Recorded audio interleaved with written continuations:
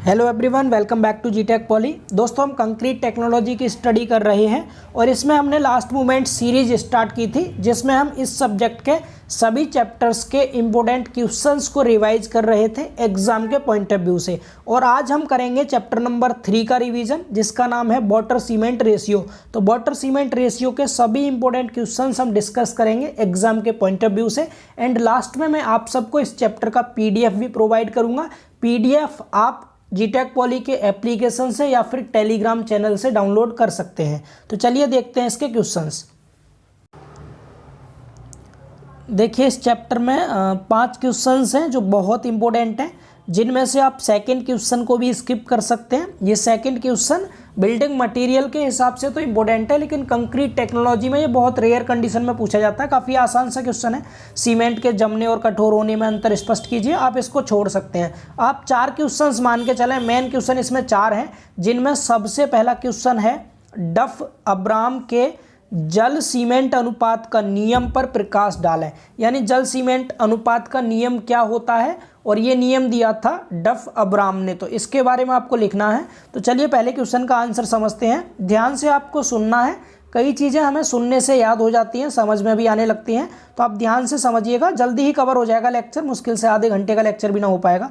देखिए, सबसे पहले समझते हैं जल सीमेंट अनुपात। यहाँ अनुपात लिख लीजिएगा हिंदी में आप, वाटर सीमेंट रेशियो। जल सीमेंट अनुपात होता क्या है, तो नाम से ही स्पष्ट है, जल और सीमेंट का अनुपात होगा। अब जल और सीमेंट के किसका अनुपात होगा, तो जल और सीमेंट के भार का अनुपात होगा। यानी सीमेंट में जब हम पानी मिलाते हैं तो उस पानी का और पानी के भार का और सीमेंट के भार का जो अनुपात होता है उसको हम कहते हैं जल सीमेंट अनुपात। याद रहेगा। तो सीमेंट में मिलाए जाने वाले जल के भार एवं सीमेंट के भार के अनुपात को जल सीमेंट अनुपात कहते हैं। यहाँ तक समझ आ गया सभी को।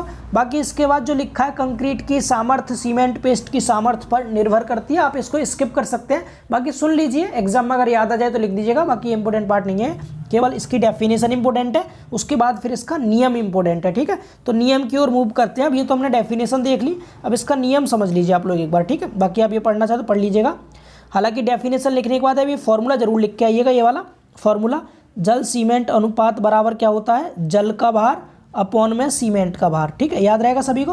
तो ये फॉर्मूला हो गया। नॉर्मली जल सीमेंट अनुपात जो लिया जाता है 0.40 लिया जाता है। अब यहाँ पर लिखा है जल सीमेंट अनुपात बराबर 0.40। इसका तात्पर्य क्या है, इसका तात्पर्य सुन लीजिए। इसका तात्पर्य ये है कि एक बोरा सीमेंट कहते हैं हम 50 kg को, तो 50 kg सीमेंट में हम 20 लीटर जल मिलाते हैं। ठीक है, यानी 50 kg सीमेंट में 20 लीटर जल से है, इसका तात्पर्य। इसमें मिलावे की नमी सम्मिलित नहीं है, मिलावे में नमी होने पर इसे संशोधित करना होगा। मेनली आप ध्यान ये रखेंगे कि अगर जल सीमेंट अनुपात 0.40 है तो इसका मतलब है आपने 50 kg सीमेंट में 20 लीटर पानी मिलाया है। ठीक है, बाकी इसकी डेफिनेशन और फॉर्मूला क्लियर हो गया सभी को। अब इसके बाद नियम सुन लीजिए, नियम क्या होता है ये। ठीक है, नियम की ओर मूव करते हैं। ये है नियम। मेन तो हमें ये लिखना था, बाकी मैंने वहाँ डेफिनेशन आपको एक्स्ट्रा में बता दी जिससे कि आपको चीज़ें आसानी से क्लियर होने लग जाएं। ठीक, पहले इसका नियम देखिए क्या लिखा है। इसमें लिखा है प्रारंभिक रूप से कंक्रीट की सामर्थ्य सीमेंट पेस्ट की सामर्थ्य पर निर्भर करती है। आप सभी जानते हैं जितना आपका सीमेंट कंटेंट ज़्यादा होगा उतनी ही कंक्रीट की स्ट्रेंथ ज़्यादा होती है। तो मेनली कंक्रीट की जो स्ट्रेंथ है वो सीमेंट के पेस्ट पर ही डिपेंड करती है। ठीक, सीमेंट पेस्ट की सामर्थ्य इसकी सघनता पर निर्भर करती है, अतः सीमेंट की मात्रा बढ़ाने पर यह बढ़ती है। क्या बढ़ती है, यानी कि सीमेंट की मात्रा बढ़ाने पर सीमेंट की जो सघनता है या कंक्रीट की जो सामर्थ्य है वो बढ़ती है, तथा जल तथा वायु की मात्रा बढ़ाने पर यह घटती है। अब जब पानी की मात्रा ज़्यादा बढ़ा देंगे तो सामर्थ्य कम हो जाएगी, ऑब्वियस सी बात है। अब आगे देखिए, यहाँ से आगे पढ़िए। 1919 में प्रोफेसर डफ अब्राम ने परीक्षणों के आधार पर यह नियम स्थापित किया। कौन सा नियम, जल सीमेंट अनुपात का नियम। अब यहाँ से शुरू होता है नियम। उनके अनुसार, किन के अनुसार, डफ अब्राम के अनुसार कुटी हुई कहते हैं जो कंपैक्टेड कंक्रीट होती है, कुटी हुई यानी कंपैक्टेड कंक्रीट की सामर्थ्य जल सीमेंट अनुपात में व्युत्क्रमानुपाती होती है, बशर्ते कंक्रीट सुघट्य व सुकर हो। सुघट्य का मतलब है प्लास्टिक फॉर्म में होनी चाहिए, उसे किसी भी शेप में डाल सकते हैं। सुकर मतलब उसकी वर्केबिलिटी अच्छी होनी चाहिए। ठीक है, तो इन्होंने यहाँ पर स्पष्ट कर दिया क्या कि कंक्रीट की जो सामर्थ्य होती है वो जल सीमेंट अनुपात के व्युत्क्रमानुपाती होती है। मतलब जल सीमेंट अनुपात अगर आप ज़्यादा लेंगे तो सामर्थ्य कम हो जाएगी, अगर वाटर सीमेंट रेशियो कम लेंगे तो फिर कंक्रीट की सामर्थ्य बढ़ जाएगी। लेकिन हम वाटर सीमेंट रेशियो जो लेते हैं एक स्टैंडर्ड वैल्यू में लेते हैं, जिससे सामर्थ्य ना तो बहुत अधिक हो, अगर बहुत अधिक सामर्थ्य होगी वाटर सीमेंट रेशियो कम कर देंगे तो वर्केबिलिटी उसकी कम हो जाएगी, क्योंकि पानी भी उसमें प्रॉपर मात्रा में जरूरी है, जिससे आपको काम करने में आसानी हो। उसमें पता चला पेस्ट आपका बन ही नहीं पा रहा, शुष्क रह गया मटेरियल, तो इसके लिए वाटर सीमेंट रेशियो हम निश्चित मात्रा में मिलाते हैं, जिससे ना तो आपका मटेरियल सूखा रहे ना बहुत ज़्यादा गीला हो कि सामर्थ्य कम हो जाए। बाकी नियम ये था जल सीमेंट अनुपात का कि जो कंक्रीट की सामर्थ्य होती है वो जल सीमेंट अनुपात के व्युत्क्रमानुपाती होती है, यानी इन्वर्सली प्रोपोर्शनल होती है। इतना सभी को समझ आया। अब इस नियम के बारे में यहाँ पर फॉर्मूले की फॉर्म में भी लिखा हुआ है। क्या लिखा है इसमें? F बराबर जो होता है A1/B1 की पावर x होता है। ठीक है, इसमें देखिए क्या है log f। अब दोनों साइड के जब आप log लेंगे तो क्या हो जाएगा, log f बराबर log A1 minus x log B1, यानी पावर को आगे ले आते हैं log में, तो यहाँ log की फॉर्म में दिखा रखा है इसको। यहाँ f बराबर है कंक्रीट की 28 दिन की तराई के पश्चात संपीड़न सामर्थ्य। ये जो f है इसकी कंप्रेसिव स्ट्रेंथ है। A1 और B1 यहाँ पर कांस्टेंट है, जो कंक्रीट की उम्र, जल सीमेंट की गुणवत्ता तथा मिलावे के गुण व प्रकार पर निर्भर करता है। अब x जो होता है, x यहाँ पर जल सीमेंट अनुपात होता है। ठीक है, इस फॉर्मूले में x क्या है, x जल सीमेंट अनुपात है। बोलिए यहाँ तक समझ आ रहा है सभी को? इसके बाद यहाँ पर 2 नोट पॉइंट भी लिख दिए नीचे। यहाँ पर यह स्पष्ट करना आवश्यक होगा कि अब्राहम का नियम तभी सत्य होगा जब मिलावा उच्च कोटि का हो और कंक्रीट पूर्णतः कुटी हो तथा तराई जो होती है, वाटरिंग जो हम करते हैं, पूर्णतः मानक स्थिति में की गई हो। समझ पा रहे हैं सभी लोग? तो यहाँ मेनली आपका नियम सिर्फ इतना सा था। एक तो आपको डेफिनेशन इसमें ध्यान रखनी है कि जल के भार और सीमेंट के भार का अनुपात जल सीमेंट अनुपात कहलाता है। दूसरा नियम ये याद रखना कि कंक्रीट की जो सामर्थ्य होती है जल सीमेंट अनुपात के व्युत्क्रमानुपाती होती है। ठीक है, अगर आप फॉर्मूले की फॉर्म में लिख के आना चाहे तो ये सब भी नीचे की डिटेल लिख सकते हैं। तो उम्मीद है आप सबको ये पहले क्वेश्चन का आंसर क्लियरली समझ में आ गया होगा। यहाँ आप इस नियम का ग्राफ भी देख सकते हैं। आप देखिए इस ग्राफ में क्या दिखा रखा है, ध्यान से समझिए इसको। यहाँ लिखा है the relation between strength and water cement ratio of concrete.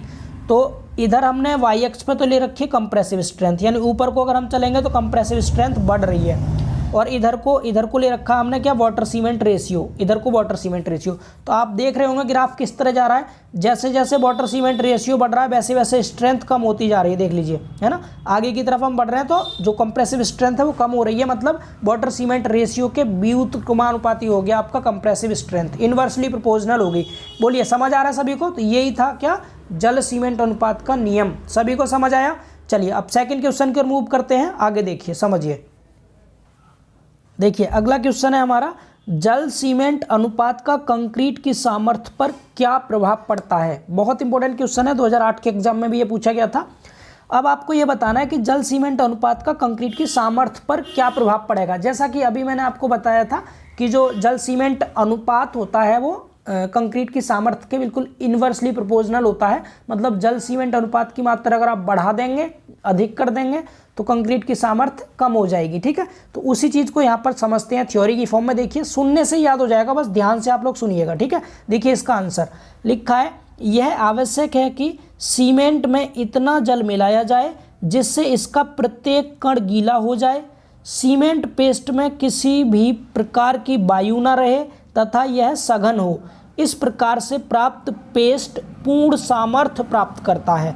सामान्य रूप से जल सीमेंट अनुपात 0.4 रखने पर सीमेंट का पूर्ण जलायोजन हो जाता है, परंतु जल सीमेंट अनुपात के 0.4 से कम रहने पर सीमेंट पेस्ट में सीमेंट के कुछ कण पूर्णतः जलायोजन की क्रिया से वंचित रह जाते हैं, अतः सीमेंट पूर्ण सामर्थ्य नहीं प्राप्त कर पाता। अब देखिए यहाँ तक इन्होंने क्या बोला है, यहाँ पर इन्होंने बोला है जो जल सीमेंट अनुपात होता है उसकी स्टैंडर्ड वैल्यू 0.4 होती है। कितनी? 0.4 होती है।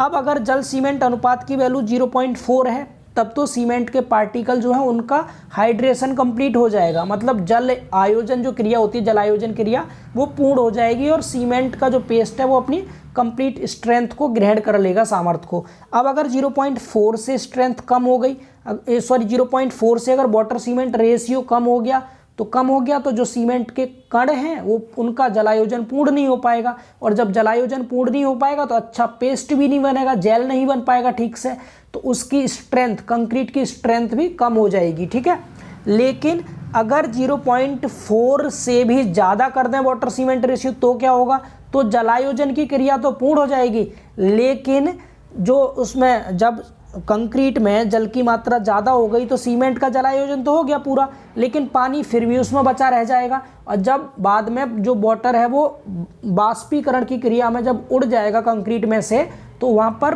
पोर्स हो जाएंगे, रंध्र बच जाएंगे खाली, जिसके कारण कंक्रीट की स्ट्रेंथ जो होगी कम हो जाएगी। इसीलिए वाटर सीमेंट रेशियो की वैल्यू स्टैंडर्ड जो होती है 0.4 यही रखनी चाहिए, इससे कम भी नहीं होनी चाहिए, इससे ज़्यादा भी नहीं होनी चाहिए। ठीक है, तो कम वाली कंडीशन हम पढ़ चुके, ज़्यादा वाली देखिए। इसी प्रकार से जल सीमेंट अनुपात 0.4 में की जगह से कर लीजिएगा, से अधिक होने पर सीमेंट के सभी कण जलायोजित तो हो जाते हैं, परंतु पेस्ट में आवश्यकता से अधिक जल होने के कारण यह जल शेष रह जाता है और बाद में बाष्पीकृत होकर पेस्ट में कोशिका रंध्र यानी कैपिलरी पोर्स छोड़ जाता है।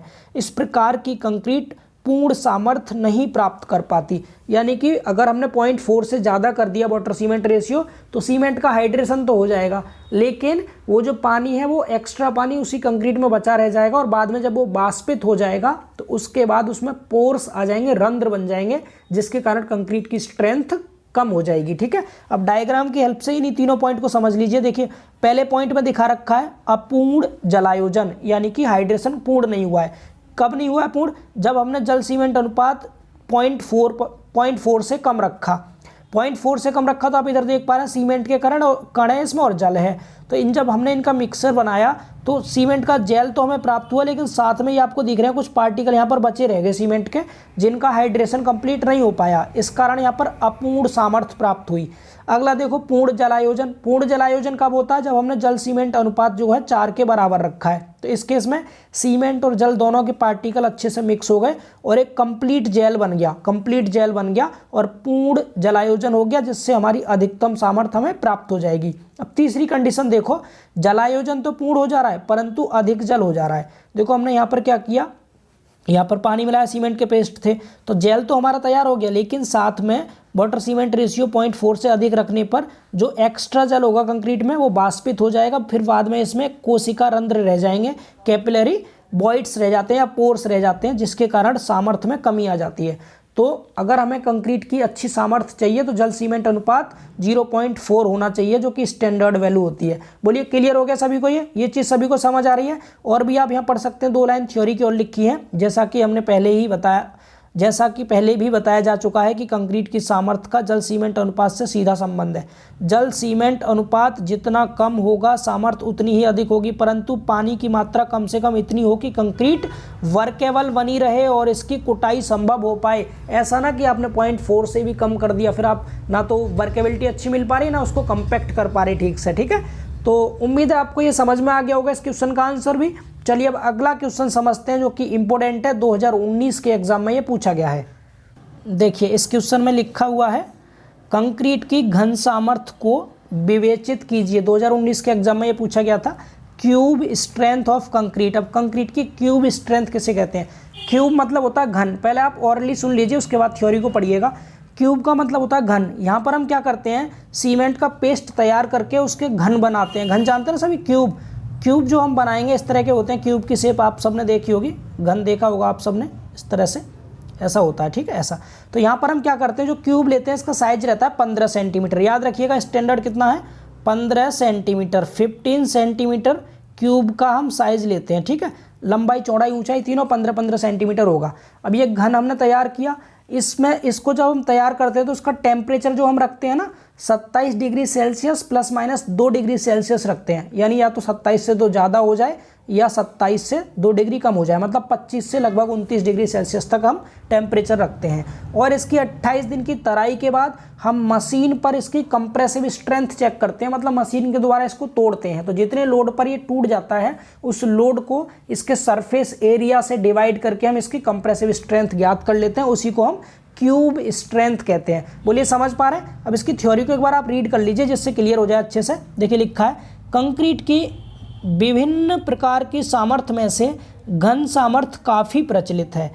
वास्तव में यह कंक्रीट की संपीड़न सामर्थ्य है जो एक मानक जल सीमेंट अनुपात से बनी कंक्रीट के 15 सेंटीमीटर माप के घन को 27 degree Celsius plus minus 2 degree Celsius तापक्रम पर बनाकर फिर उसे 28 दिन तराई के पश्चात संपीड़न सामर्थ्य मशीन से ज्ञात की जाती है।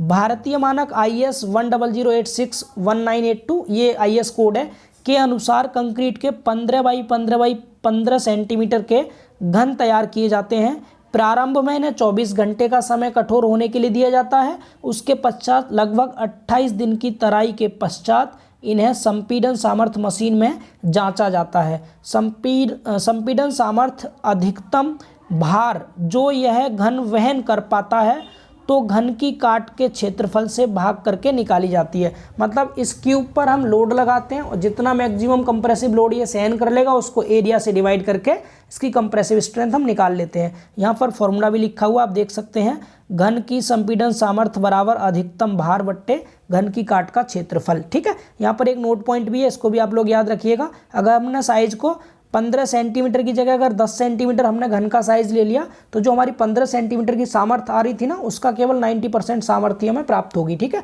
तो बोलिए समझ पा रहे हैं सभी लोग? आसान है, एक बार रीड करेंगे अच्छे से आपको याद हो जाएगा। ठीक है, तो ये क्वेश्चन भी हमारा कंप्लीट हो गया। अब हमारा लास्ट क्वेश्चन है क्वेश्चन नंबर 5, जलायोजन क्रिया को समझाइए। इस क्रिया के उपरांत कौन कौन से यौगिक प्राप्त होते हैं तथा उनका कंक्रीट की सामर्थ्य में क्या संबंध है। अब थोड़ा सा पहले आप हमसे सुन लीजिए क्या होता है जलायोजन क्रिया, उसके बाद आप थ्योरी को पढ़िएगा।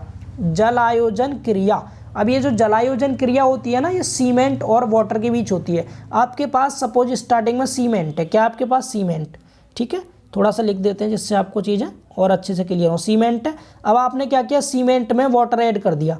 आपने सीमेंट में क्या किया, पानी मिला दिया, पानी। अब जब आप सीमेंट में पानी मिलाते हैं तो पानी मिलाने के बाद सीमेंट और पानी का पेस्ट बनता है, इन दोनों के बीच में जलायोजन क्रिया होती है। तो इस जलायोजन क्रिया के उपरांत 4 यौगिक प्राप्त होते हैं। कितने? 4 यौगिक प्राप्त होते हैं। कौन कौन से 4 यौगिक? एक होता है C3A, ठीक है, जिसे हम कहते हैं ट्राई कैल्शियम एल्यूमिनेट। दूसरा होता है C4AF जिसे हम कहते हैं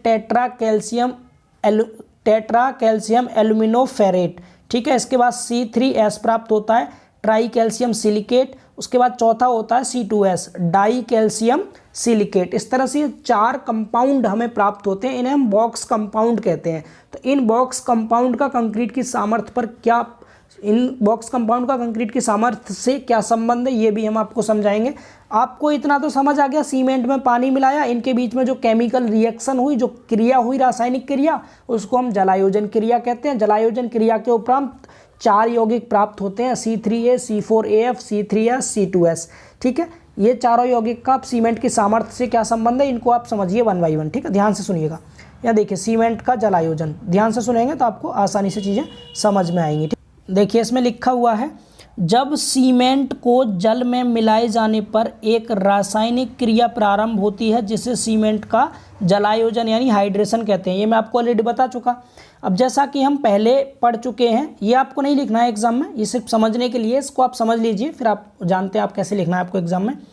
सीमेंट के उत्पादन में क्या क्या मिलता है, try calcium silicate C3S, die calcium silicate C2S, try calcium aluminate C3A, tetra calcium aluminate ferrite C4AF। 4 सक्रिय यौगिक प्राप्त होते हैं, ये मैंने आपको ऊपर बताए थे, ठीक है।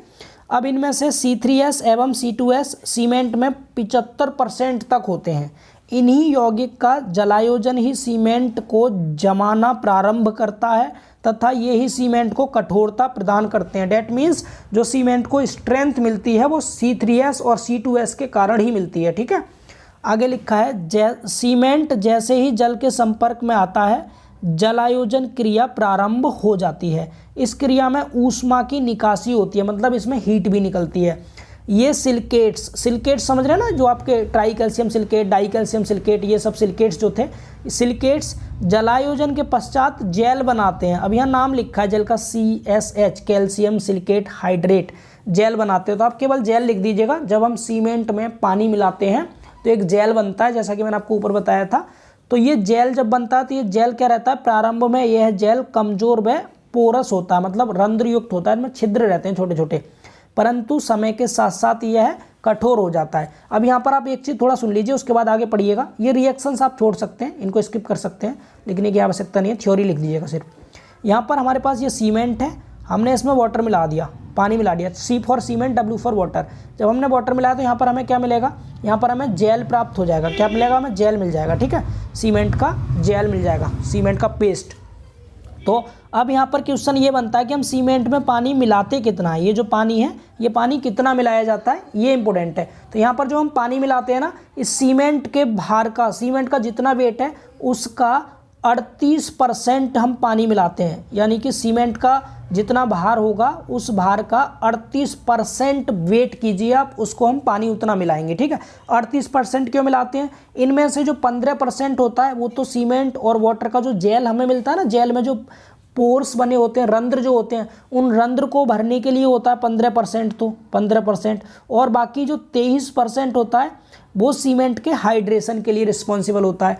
तो इस तरह से हमारे पास टोटल 38% पानी चाहिए होता है। जो 15% है ना, जो जेल के छिद्रों को भरता है, पोर्स को भरता है, उसे हम जेल वाटर कहते हैं, और जो 23% है जो हाइड्रेशन के लिए ज़रूरी होता है उसे हम बाउंड वाटर कहते हैं, बाउंड वाटर। इस तरह से टोटल 38% हमें पानी की आवश्यकता होती है। अब आप नीचे पढ़ सकते हैं, इसी चीज़ को यहाँ पर लिखा हुआ है नीचे, ध्यान से पढ़िए, ठीक है।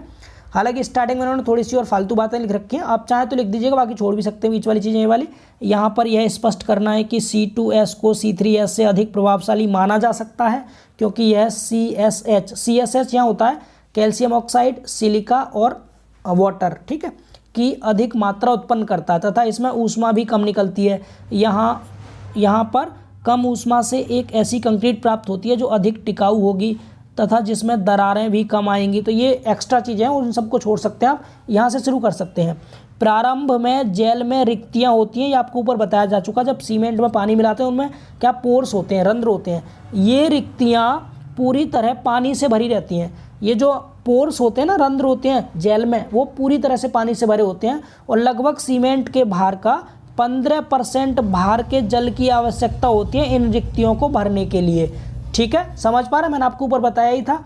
तो हम इस वाटर को कहते हैं लुगदी जल, यानी जेल वाटर। आपको बताया था मैंने जस्ट अभी, जेल वाटर। समझ आ गया सभी को। तो जो हमारा सीमेंट का पेस्ट होता है, जो जेल होता है, उसमें सीमेंट के भार का 15% जल हम मिलाते हैं, जिसे हम क्या बोलते हैं, जिसे हम जेल वाटर कहते हैं। यहाँ तक बोलिए, इतना सभी को समझ आ रहा है। इसके अतिरिक्त 23% अतिरिक्त जल की आवश्यकता होती है, जिसे हम बाउंड वाटर कहते हैं। ये भी मैंने आपको बता दिया। अतः कुल मिलाकर 38% जल ही सीमेंट के जलायोजन के लिए आवश्यक होता है। बोलिए, यहाँ तक क्लियर हुआ सभी को। इससे अधिक पानी की मात्रा कंक्रीट में कैपिलरी बना देती है, जो बाद में वाष्पित होकर के, जब बाद में पानी, जो अगर इससे एक्स्ट्रा पानी आपने मिलाया तो वो कंक्रीट में बना रह जाएगा, बाद में वाष्पित होकर के वहाँ पर कैपिलरी पोर्स बना देगा, रंध्र बना देगा, जिससे कंक्रीट की स्ट्रेंथ कम हो जाएगी। इसीलिए केवल 38% पानी ही मिलाना है हमें, या फिर कह सकते हैं 0.40 वाटर सीमेंट रेशियो के अनुसार हमें पानी मिलाना है, ठीक है। जिससे कंक्रीट अपारगम्य नहीं रह पाता। अपारगम्य से मतलब क्या है, यानी कि इसमें पानी अगर डालेंगे तो आर पार निकलता रहेगा, क्योंकि पोर्स हो जाएंगे। ये अपारगम्य नहीं रहेगा, पारगम्य हो जाएगा।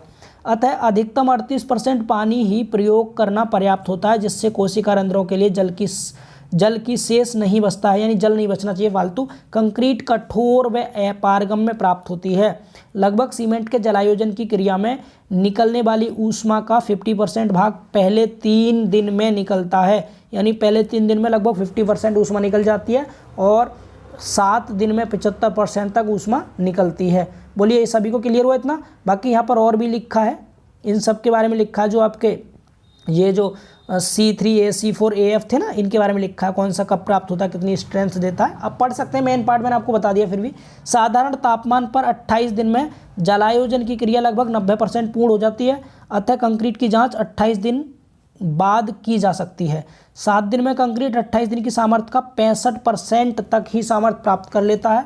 C3A तथा C4AF यौगिक पानी के संपर्क में आने पर सबसे पहले क्रिया करते हैं, यानी पहले जो रिएक्शन करते हैं कौन करते हैं, C3A और C4AF करते हैं। सीमेंट का प्रारंभिक जमाव काल और 3 दिन की सामर्थ्य इन्हीं के फलस्वरूप होती है, यानी सीमेंट का जो इनिशियल सेटिंग टाइम होता है वो C3A और C4AF के कारण ही होता है। C3S की क्रिया दर C3A में कुछ ए में की जगह से लिखिएगा, C3S यहाँ पढ़िए फिर से, C3S की क्रिया दर C3A से कुछ कम होती है, यानी ये थोड़े टाइम बाद उत्पन्न होता है जो C3S होता है, परंतु 28 दिन की सामर्थ्य C3S के कारण ही प्राप्त होती है। समझ आ गया ना, 3 दिन की जो सामर्थ्य मिलती है वो C3A और C4AF के कारण मिलती है, 28 दिन की सामर्थ्य जो मिलती है वो C3S के कारण मिलती है, और C2S की क्रिया धीमी होती है और अंतिम सामर्थ्य 3 वर्ष से भी अधिक इसी से प्राप्त होती है। C2S की क्रिया धीरे धीरे चलती रहती है और लास्ट में 2-3 साल तक हमें जो स्ट्रेंथ मिलती है वो C2S के कारण ही मिलती है। समझ आ गया सभी को ये चीज़, ठीक है, अभी क्लियर है सबको भाई। तो यहाँ पर देखिए लिखा है C3A एवं C4AF की क्रिया को मंद करने की आवश्यकता होती है, क्योंकि कंक्रीट की कुटाई व बिछाई के लिए लगभग 20 से 30 मिनट का समय लग जाता है। इस कारण हम इसमें जिप्सम मिला देते हैं 2 से 3%, क्योंकि जिप्सम हमारा मंदक का काम करता है, रिटार्डर का काम करता है, जो रिएक्शन को धीमा कर देता है। सीमेंट में C3A एवं C3S यौगिक की मात्रा कम करके कंक्रीट के प्रारंभिक जमाव काल में उत्पन्न ऊष्मा कम की जा सकती है। तो ये कुछ चीज़ें थी जो आपके लिए जानना बहुत ज़रूरी थी। तो इस चैप्टर में सिर्फ इतने ही क्वेश्चन थे, उम्मीद है आप सबको समझ में आ गया होगा, हमने जल्दी ही कवर कर लिया इसको, ठीक है। तो अब हम मिलेंगे अगले चैप्टर में जिसमें हम पढ़ेंगे वर्केबिलिटी। हमारा वाटर सीमेंट रेशियो वाला चैप्टर पूरी तरह से कवर हो गया। तो ठीक है फिर दोस्तों, मिलेंगे अगले लेक्चर में, तब तक के लिए बाय बाय, टेक केयर।